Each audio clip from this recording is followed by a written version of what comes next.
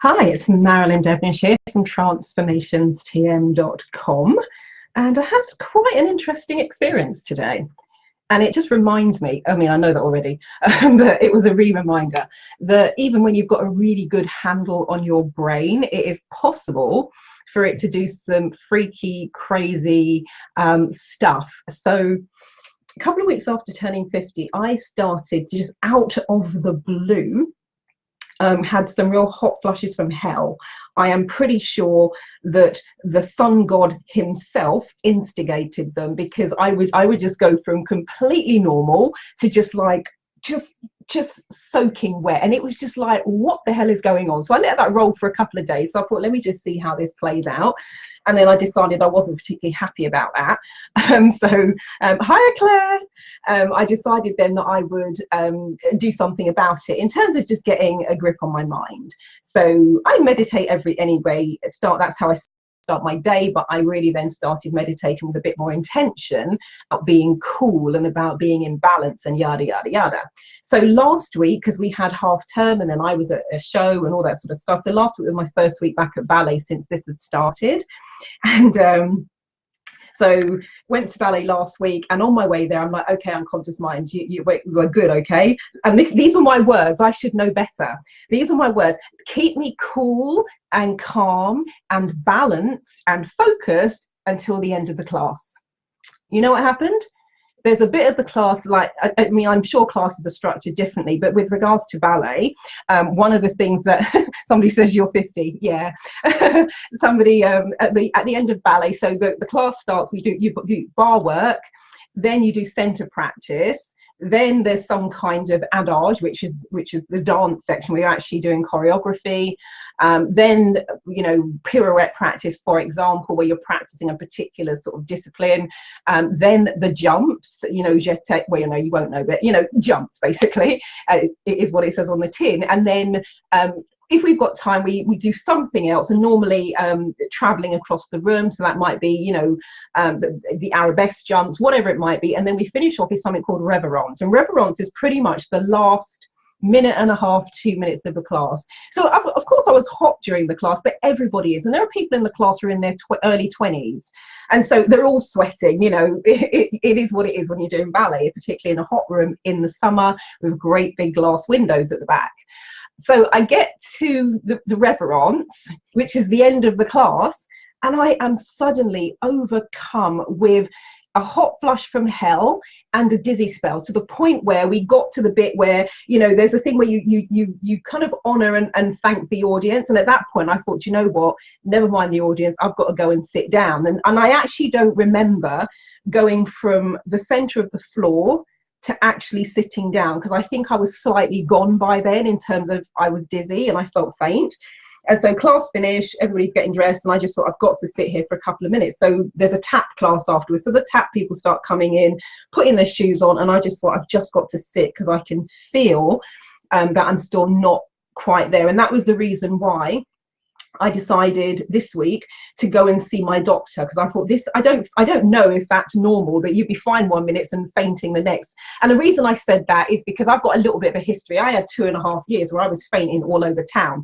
I'd be the woman fainting on the tube. But let me just preface that by saying I was never the woman who held up the tube. I would always hold on, and normally people are quite perceptive, believe it or not, on London Underground. So oftentimes somebody would offer me a seat, and I would wait, and they would say, you all right, do you need any assistance? I say, no, I'm absolutely fine. And I would just wait, and I would get off at the next stop, and then just catch my breath there. So I'm kind of well used to that. But the reason for that is I had some health issues, and I also had some problems with my heart and all that kind of thing. So I thought, I'm just going to go and double check and make sure that this sort of change in age hasn't kicked something else in. And that's where I had the conversation with my doctor about the beautiful blood pressure that I've got, which is cool. So today I'm talking to a friend on the phone, and I'm working on the slides for the workshop this coming Saturday. And then suddenly I'm like, oh my God, what's the time? I better get ready for ballet. And I swear to God, out of nowhere, this voice comes into my head and, do you really want to carry on doing ballet? What if it makes you faint again? I'm like, thanks for sharing, as my friend Mandy Collins would say, but And I have to admit, for a moment, because this was about an hour and a half before the class, because I'm not good on an empty stomach, and I was actually thinking maybe last week I was a little bit hungry because it was one of those days where things ran on, had a few calls, and I can't then, I mean, I personally, it doesn't feel good to do ballet with food in your stomach when you're jumping up and down and doing pirouettes. It's just bonkers. So I might have been a little bit hungry as well. So I thought, right, I better go and get something to eat. But I have to say, for that hour and a half, the debate in my head was, maybe you should give up ballet. It felt so awful last week to just kind of almost faint out of the blue. What if you bring it on yourself again, and da da da yada yada yada yada. And I was like, Jesus H. Christ. And I was actually quite surprised because, I mean, I for the first year and a half, I actually had to talk myself out of the house every week because, often I'm doing it in the winter, so it's raining outside or it's snowing, it's pitch black, even though it's an early evening class. And so don't get me wrong, me and my brain have the most interesting conversations about getting me out of the house, because sometimes I'm at home in my little house PJs and my little fluffy slippers, and it's all warm and cozy, and outside it's dark and snowing, and I still have to get myself out of the house. And so that's a well practiced and well rehearsed dance, and I just don't listen to myself. And I say, look, I'll listen to you when I'm on my way, because by then I'm walking. It's a half an hour walk, which is again part of the reason why there's a debate, because that's quite a long walk, half an hour there, half an hour back. But today was actually a bit of fear, because it felt so unpleasant last week to almost be a little bit out of control. And so the strategy for dealing with that, and I'm sure everybody is hey Shimoni, Shimoni says, I know that feeling. For the past 4 to 5 months, had the worst physical symptoms, consistently filled with worry and fear and anxiety. And one of the reasons I'm kind of doing this is because I phoned a couple of friends and like, oh my God, you're not going to believe what happened to me. And I'm telling you about what happened after ballet.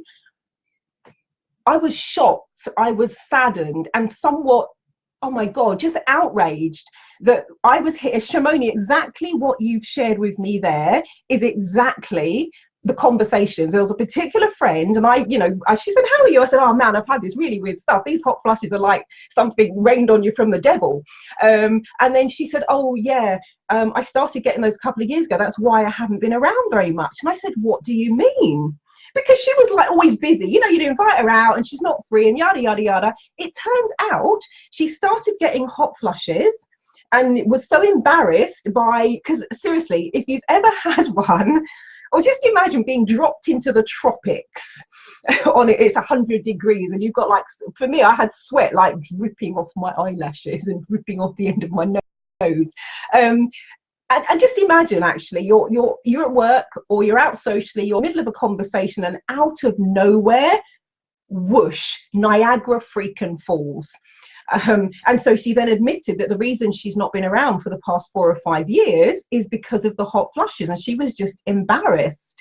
I had another friend that I spoke to, who's in her 70s, and she's been having these for nearly 20 years.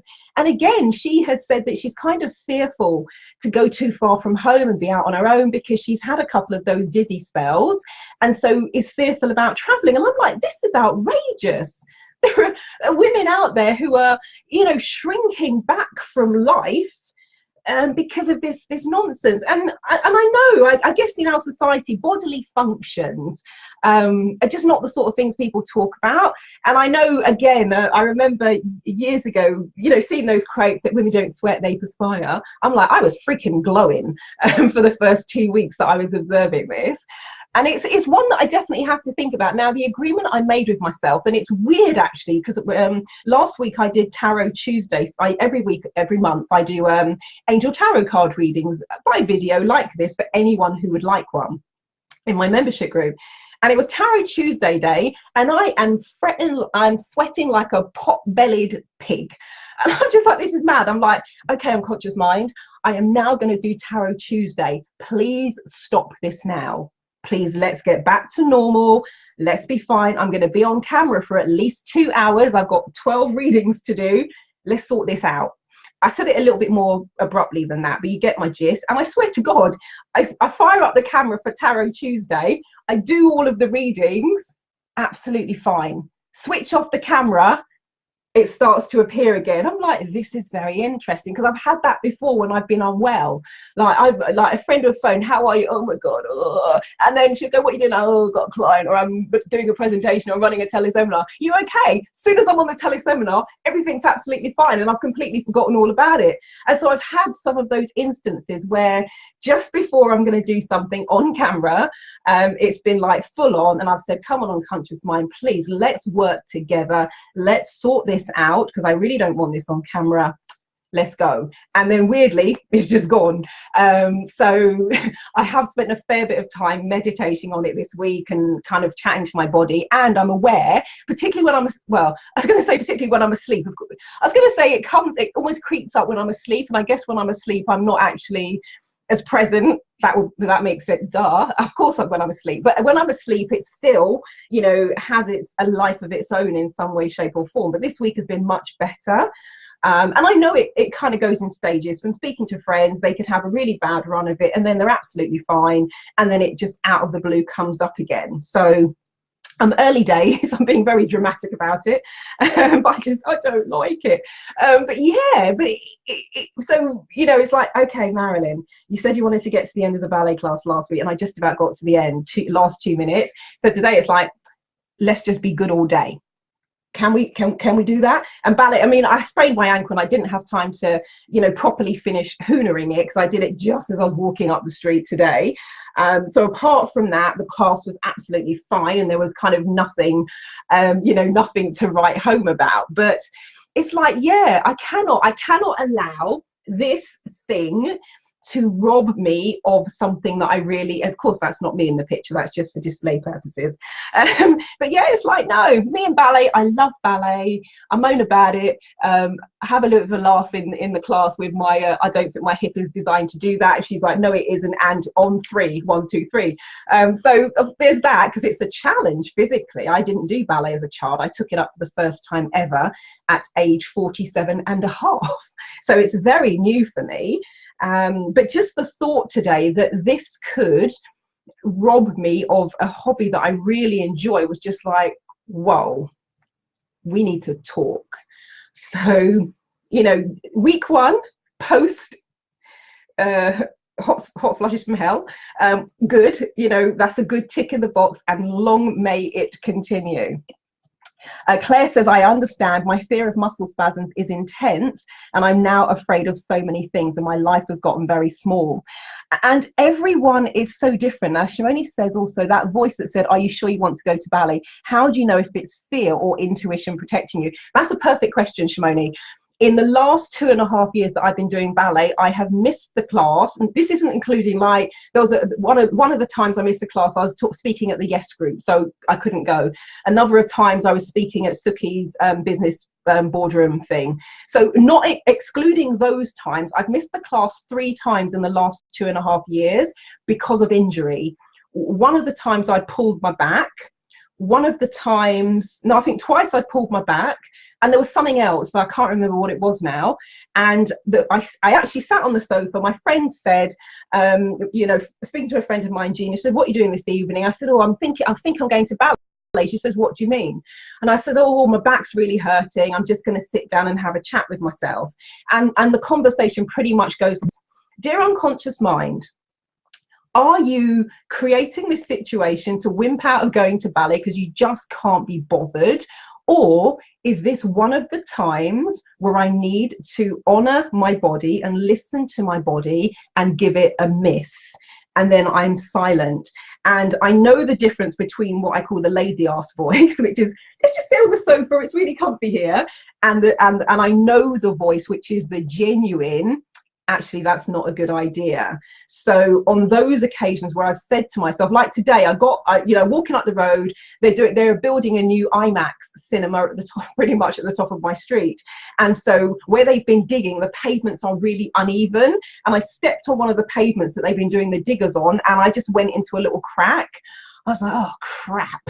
And so I'm walking along, I'm nearly at ballet, and I was like, do we need to give it a miss? That's the conversation was, no, actually that's fine. It's almost like testing me, because that would have been the perfect excuse to go, oh, can't go to ballet. But I know, had I turned around tonight and come home, it would have been the fear talking, because it just felt different. So for me, when my intuition speaks to me, give me 1 second.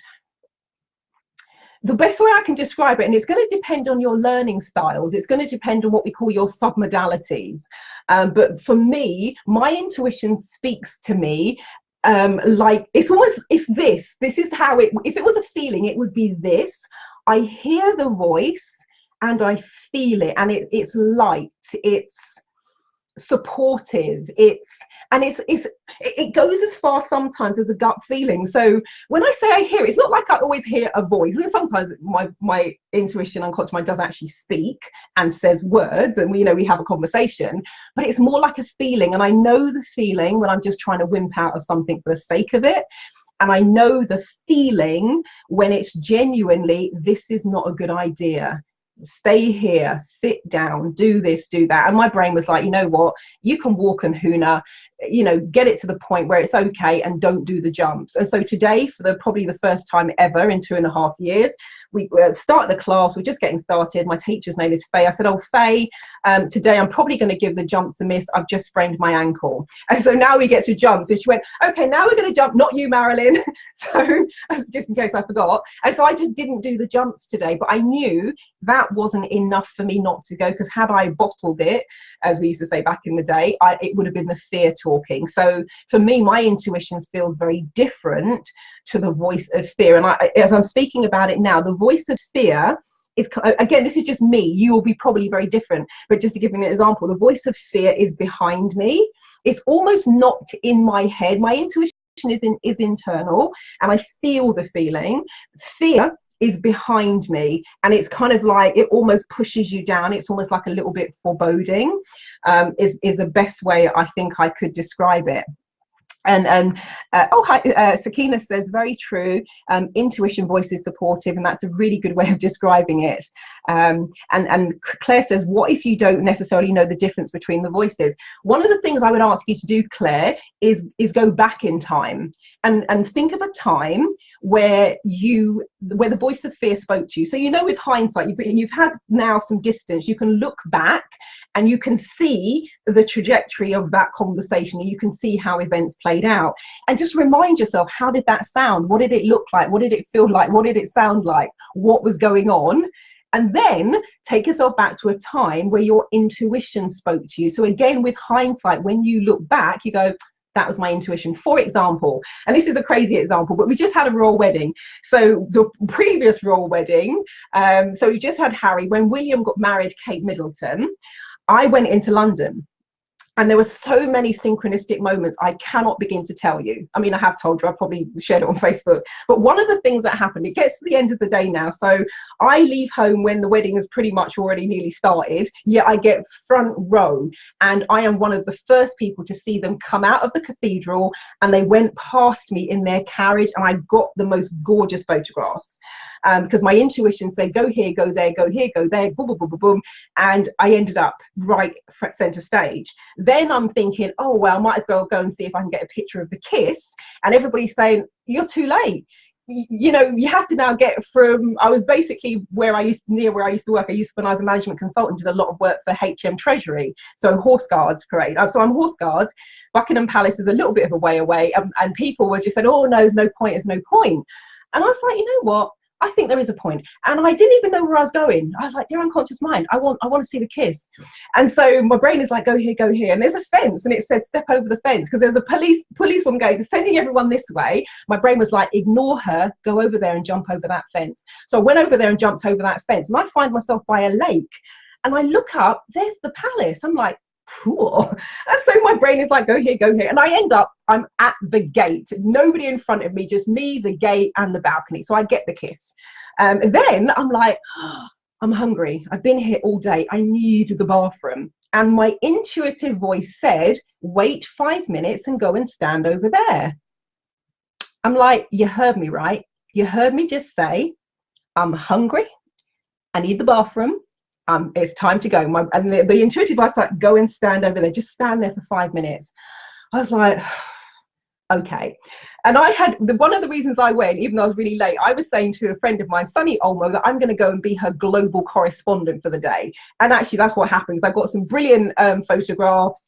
I was actually interviewed on New Zealand TV and Canadian TV. While I was being interviewed, BBC were there. So people who are watching the BBC were going, oh my God, I've just seen you on TV. So it all panned out perfectly.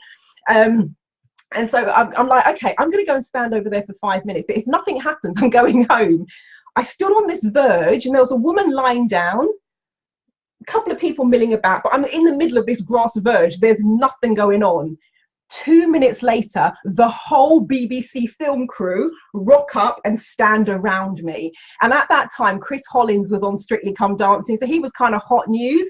And I'm like, oh, hi, Chris, how are you? Oh, my God, well done on Strictly, blah, blah, blah, blah. So we have this great chat. So I get pictures with the BBC. It was crazy. And that's what I mean. It's like the voice is supportive and clear. And sometimes it tells you to do stuff. You're like, really? But I'm so used to working with it now because we have a very good working relationship. So when it said go and stand on the grass verge, give me 5 minutes, trust me, I'm like, okay, you got your time starts now. And then within 5 minutes, and I'm sure I've got the pictures somewhere. I'll post, maybe when I find them later, I'll post some of them in the thread so you can actually see the pictures for yourself. So my intuition is crazy cool, but think back and so that would have been one of those times where I'd go, okay, what did that voice sound like? What did that voice feel like? If we went into the submodalities of it, as you call it, what are the characteristics of it? What's the pitch? What's the tone? Is it high? Is it low? Is it aggressive? Is it supportive? How do you feel? Where do you feel it? Because oftentimes your intuition will be located in one place and the fear is located in a different place. Or even if they're in the same or similar location, the feeling of them is different. So when I'm, let's say, working with a client and we're working around eliminating fear, what I want to do is I want to get the characteristics of the fear so I can separate that out from the intuition, release the fear bit and leave the intuition in place. And when you actually question people in a little bit of detail, they can tell you, oh my God, they will tell you 1,000,001 things about the fear and 1,000,001 things about the intuition. They just weren't consciously aware of it, but all of the information is sitting there. Actually, this might be a good one to do for Think Tank Thursday this month. If anybody in the membership group has got fear issues, we might do a bit of clearing around it. That could be fun. Yeah, actually, I don't know if anybody from the membership group is on this. And Claire this is really helpful. Thank you. That you're most welcome. But yeah, so it's an interesting one. So I guess it's not as easy sometimes as say, because sometimes people just say, "I'll get a grip." And actually, do you know what? When your fear, when fear has kind of, taken hold and it kind of gets your brain and it ties it up in knots, it can be easier said than done to just get a grip.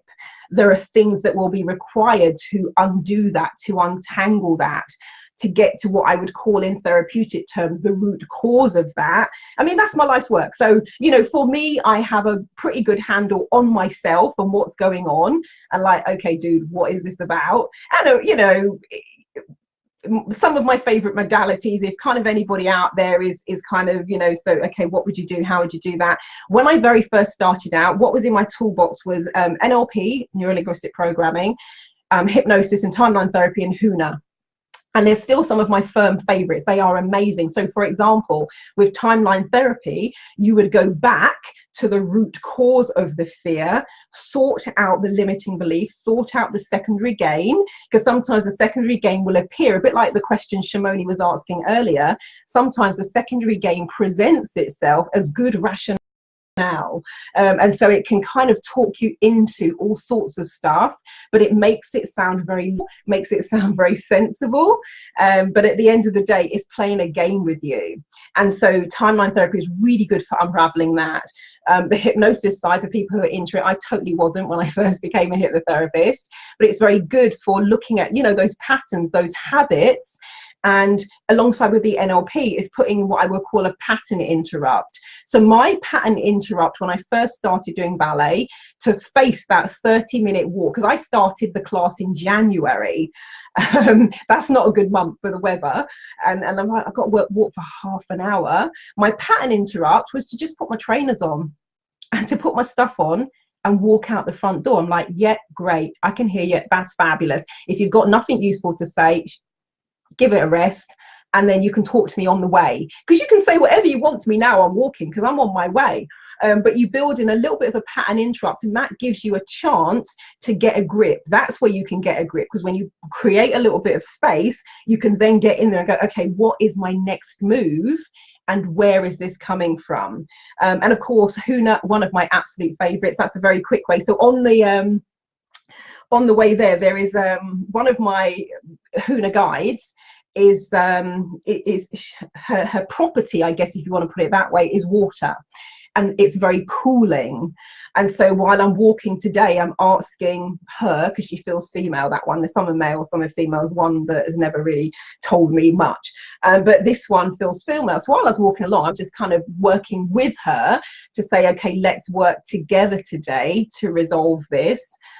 So there'll be a million and ones where, you know, I kind of do EFT. Some people really like EFT in terms of the tapping of the meridian point. So there are loads of ways that you could kind of work around this. Things like energetic NLP, got some really nice techniques in there as well. So, you know, just pick your modality. They're all great, and it's just going to now come down to which is the one that suits you. And I've probably, you know, trained in 20 different modalities by now. I just wanted to offer flexibility to my clients. I wasn't just stuck with one way of doing things. So I know they all have great properties around them, and you just choose the one that's right for you.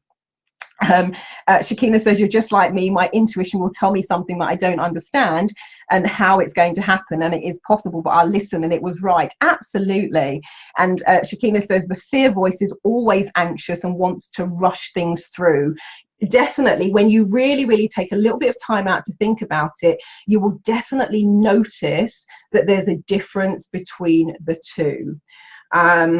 And, you know, I have, back in the day, I don't so much need them now, but I had some little coaching questions that I would ask myself to give myself clarity about, you know, what was going on. If it was like, oh man, I'm just confused, I can't tell. I haven't got them here on my desk. But, oh, sorry, here's some breaking news, people. President Trump caves into public pressure, signing the order to stop separating migrant children from entering the US illegally. So that's just come up from the BBC News. So you guys, you've had some breaking news here today. I haven't got a breaking news icon set up, but yeah. So that's some really good news for people who've been distressed. And I mean, God, can you imagine the fear and the anxiety and the worry that those children are experiencing? That's just crazy. And that's, let's say, if I was using timeline therapy, it's really good for going back and looking at past trauma. So when I was kind of, you know, working with my issues of childhood abuse, timeline therapy is one of the things that was really useful to help release that. So yeah, but it was interesting. I'm like, brain, you are so cute and you are so funny, but no. We are going to ballet, whether you like it or not. You can stay at home. I'm off. I'll see you later. And actually, if you are coming along, do something useful, because you're no good to me in this state. So it's an interesting one. And Claire says, finally, something he has got right. Look, I'm going to be honest with you, changing tack for a moment. I suspect that Trump, as I call him, I suspect Donald Trump is of the mentality that no publicity is bad publicity. I would go as far as to say, in my perception, I could be wrong, my perception is that he's probably getting off on the publicity of it because he actually just likes to be in the limelight, I think. And again, one of my observations on this is that, and it's just my guess, his pledge was to make America great again. How better to prove that you are fulfilling on that promise than having those pesky migrant immigrants in cages? Really?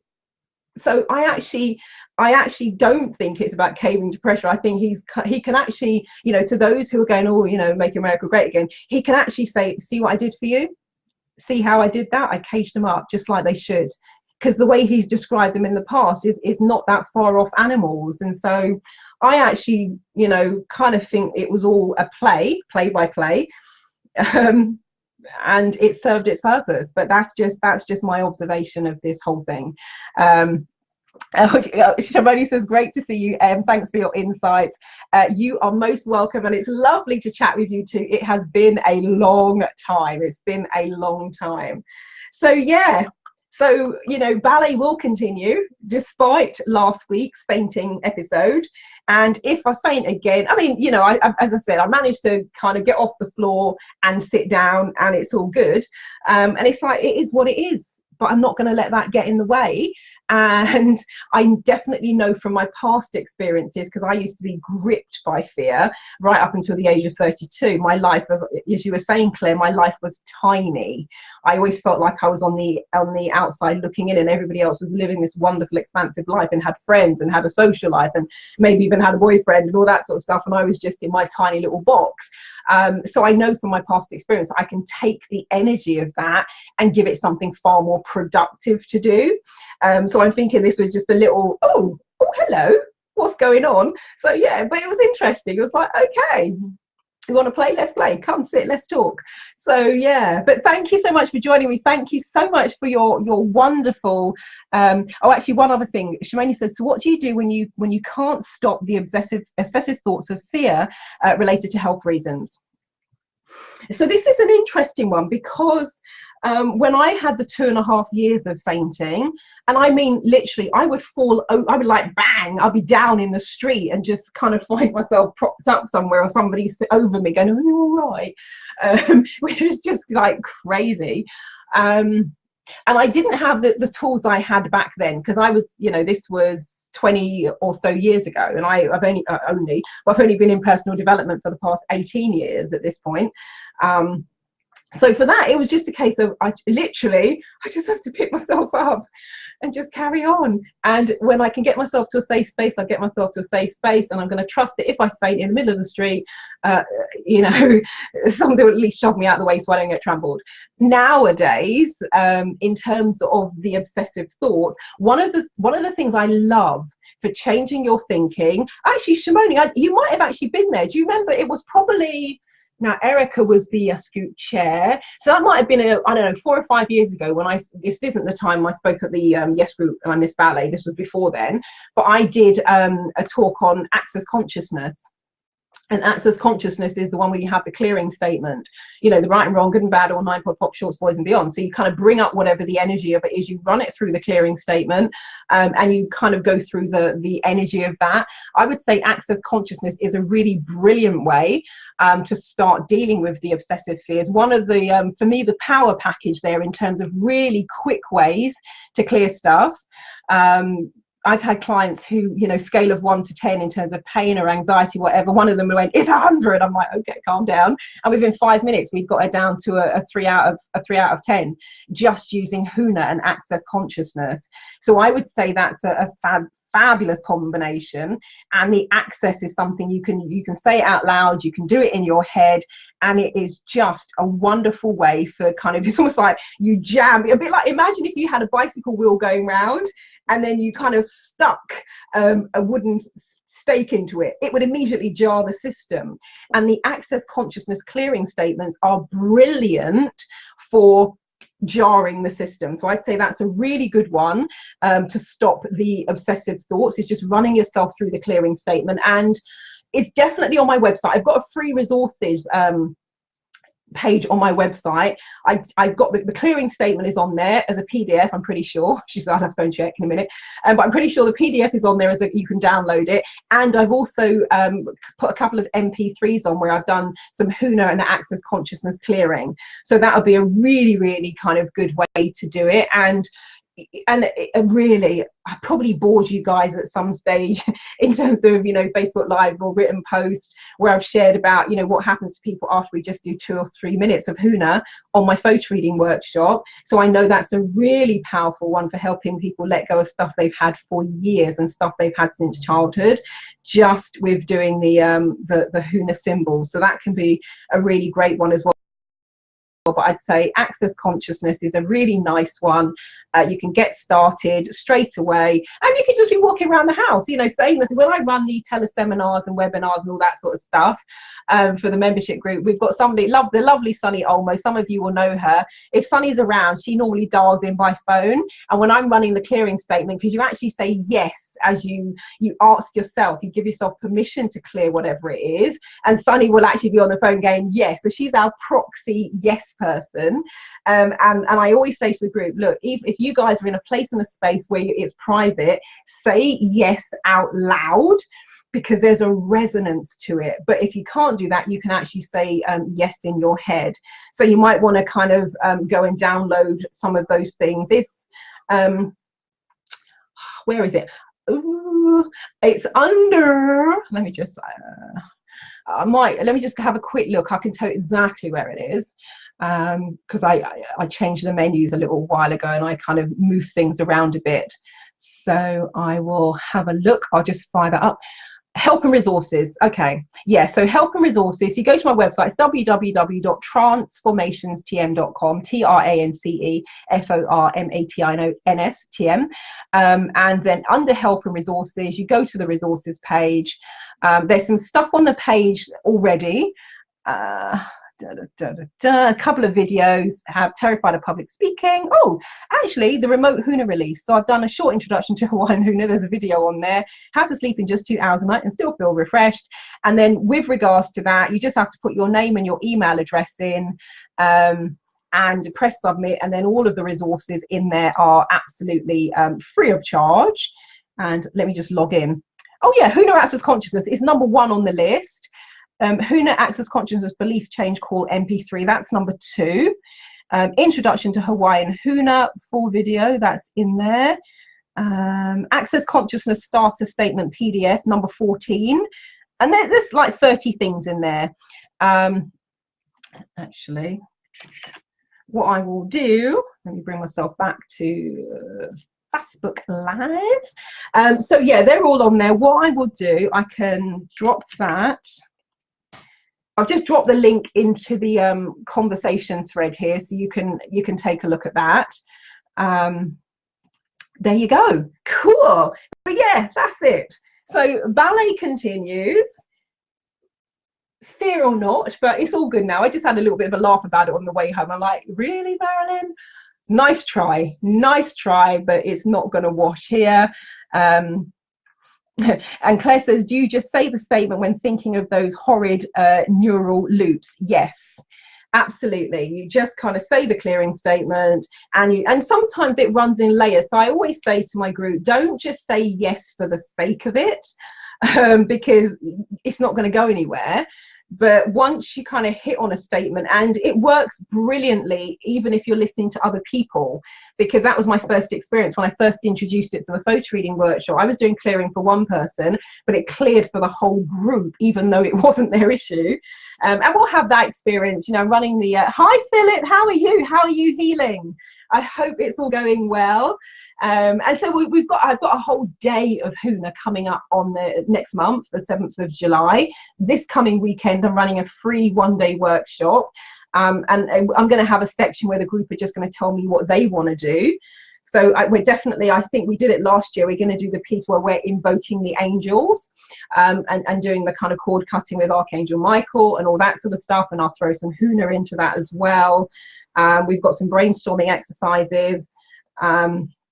I think we're going to do some of the stuff around the access abundance, and that's definitely going to be some energy clearing work. So for you guys who are coming along on Saturdays, this coming Saturday, for that workshop, we'll have a section dedicated to that and doing the energy work and doing the energy clearing. And then if there's anything in particular that has come up, because when we do the brainstorming, we're looking at setting the energy for the next 6 to 12 months.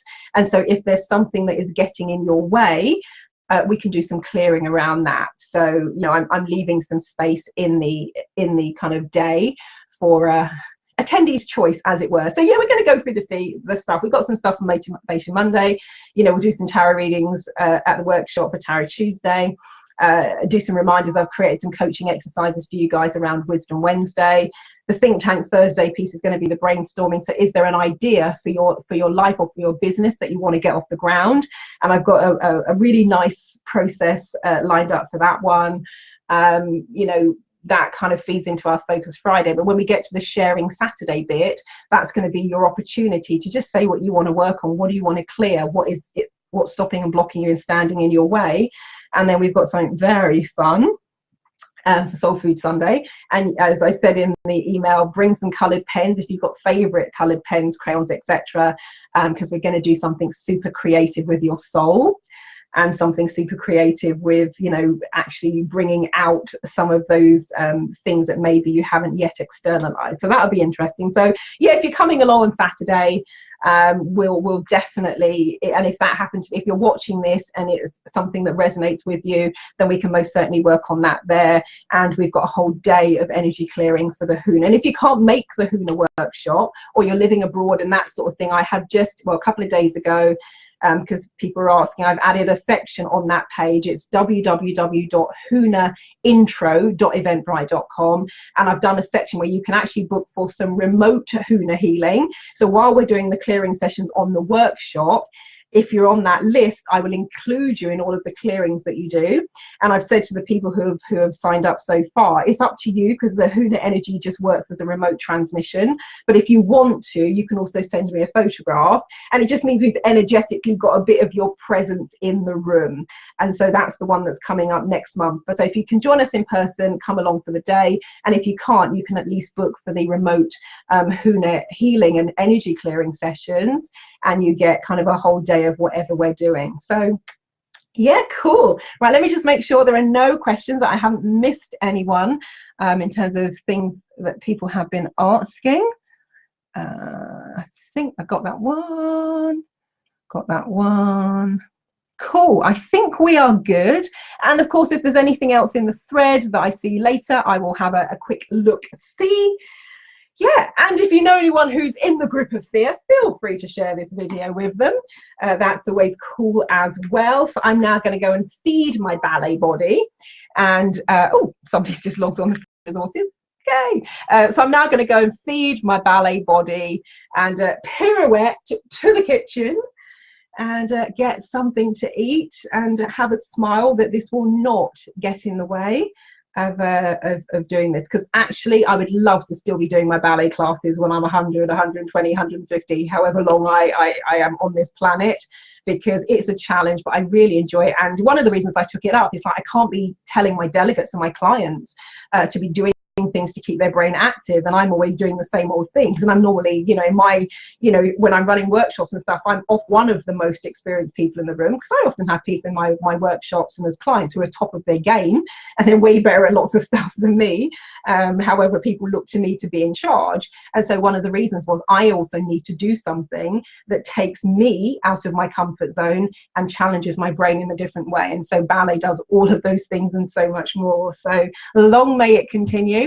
Thank you so much for joining me. Thank you for your wonderful questions. Thank you for your feedback. Thank you for sharing, and thank you for your input. And I'll catch you all later. Bye-bye.